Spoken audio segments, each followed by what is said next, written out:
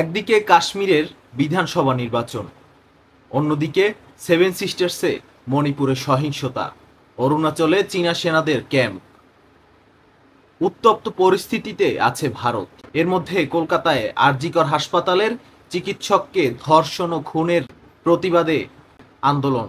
এরই ধারাবাহিকতায় এবার ভারতের রাজনীতিতে এলো নতুন মোড়।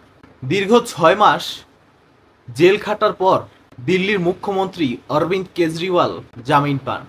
গত শুক্রবার জামিন পেয়ে ঠিক 2 দিন পরে ঘোষণা দেন আগামী 48 ঘন্টার মধ্যে তিনি পদত্যাগ করবেন। এতে নড়ে চড়ে বসে গোটা দিল্লি তথা ভারত। আগামী 48 ঘন্টার মধ্যে পদত্যাগের ঘোষণা দেওয়ার মধ্যেই তিনি বলেন, তিনি পদত্যাগ করছেন তো করছেন, বিজেপি বিরোধী আর কেউ যেন পদত্যাগ না করেন।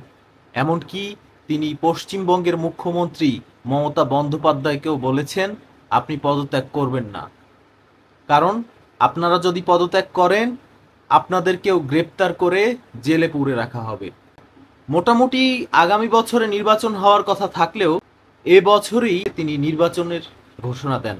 এরই মধ্যে দিল্লির উপমুখ্যমন্ত্রী সিসোদিয়া বলেছেন, অরবিন্দ কেজরিওয়ালই আবারও দিল্লির মুখ্যমন্ত্রী হবেন। তো বলার জয় থাকে না কে হবে পরের মুখ্যমন্ত্রী। কিন্তু তবু একটা কথা থেকে যায়, পদত্যাগের পর থেকে নির্বাচন পর্যন্ত যে সময়কালটা, এই সময়কালে দিল্লির মসনদে কে থাকবেন? হয়তোবা 1 মাস, হয়তোবা কয়েক মাস। এই সময়কালে কে থাকবেন দিল্লির মসনদে? এ নিয়ে শুরু হয় নানা আলোচনা সমালোচনা। সেই আলোচনা সমালোচনায় আম আদমি পার্টির বেশ কয়েকজন নেতার নাম উঠে আসে।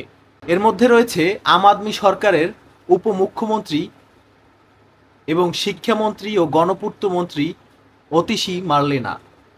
এছাড়াও রাঘব চাড্ডা, সঞ্জয় সিংয়ের মতো বিধায়করাও রয়েছেন এই তালিকায়। সব গুঞ্জন উড়িয়ে দিয়ে স্থানীয় সময় মঙ্গলবার আম আদমি পার্টির প্রধান নেতা অরবিন্দ কেজরিওয়াল দিল্লির মুখ্যমন্ত্রী ঘোষণা দিলেন পদত্যাগের ঘোষণার সঙ্গে সঙ্গে তিনি একটি নামও ঘোষণা করে দিলেন এবং তিনি ঘোষণা করলেন অতিশী মার্লেনার নাম। তিনি হবেন দিল্লির এই আপৎকালীন মুখ্যমন্ত্রী। বিভিন্ন দিক থেকে চাপে আছে মোদী সরকার। কি হবে এখন ভারতের রাজনীতিতে? কাজ করবে কি মোদীর কূটকৌশল? দেখা হবে পরবর্তী ভিডিওতে। ততক্ষণ পর্যন্ত সবাই ভালো থাকবেন, সুস্থ থাকবেন, এনডি জার্নালের সঙ্গেই থাকবেন।